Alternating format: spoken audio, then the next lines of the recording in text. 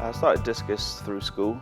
My PE teacher saw that after hours athletics class I had a real big talent for throwing the discus. I beat the other kids by 10 and 15 metres, so he quite clearly saw that that was something a little bit special and sent me off to my local athletics club. Ideally for a discus thrower you need to be obviously really strong, and that's why you don't peak until in my age, towards the end of the 29s, 30s and mid-30s, because you obviously need to develop a good base strength. But for me, I'm really strong upper body. Obviously my slight hindrance and my disability in my legs is a hindrance, but we try and get them as strong as possible because the throwing actually comes from the legs first of all, and then the upper body is really the last thing that kind of throws the discus and to generate lots of torque, and that's where you get your speed and power from, and hopefully a long distance. The X6 is part of the X-Drive family. It's a four-wheel drive vehicle that BMW produce. It's the biggest four-wheel drive vehicle that BMW produce. It's almost in a category of its own. It's a sports utility vehicle, which essentially means it's a 4x4 coupe. A lot of power, lots of performance, dynamic, striking looking car. When you see the vehicle on the road, you can tell exactly what it is from the moment you look at it.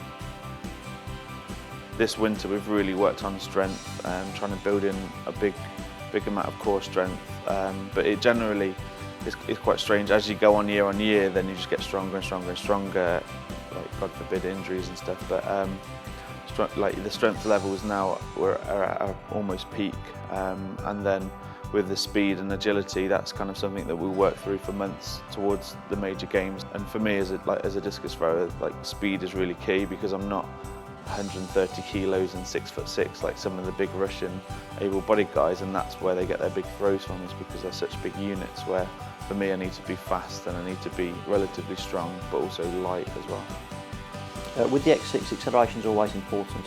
BMWs are a performance vehicle, and that's what customers expect to have back from the car. All the engines that BMW produce are turbocharged engines, and that helps with the car, moving it very quickly, but also moving it safely and under control as well. BMW's tagline is and used to be the ultimate driving machine, and with the acceleration in the X6, making sure it's quick is an important issue. The car has the ability to send power to the front or the rear wheels at any given point in time, and it can transfer 100% of the power to the front or 100% of the power to the back, so the car is always under control. On the rear wheels you have a system where the car can actually use the inner wheel to pivot itself around the corner, so it can stop the power on one half of the car and transfer the power to the other half of the vehicle, in essence making the car turn a lot faster than any other vehicle that's out there. Yeah, balance for a discus thrower is really key actually, because you need to hold position at speed, which is is ultimately really hard when you're over 100 kilos, and you've got to balance on your foot in mid-air whilst travelling a 0.3 of a second throw. So to stay on balance and actually use your legs and your hips and everything to connect into the perfect throw, it is really difficult, and it's quite a bit of an art to master. The consistency with the X6 is very important. The vehicle has numerous systems on there, but it also has different servicing systems on there as well. You have systems in place as well which are under the Efficient Dynamics umbrella of technologies, which help with the fuel economy on the vehicle, making sure you can get the most out of the car.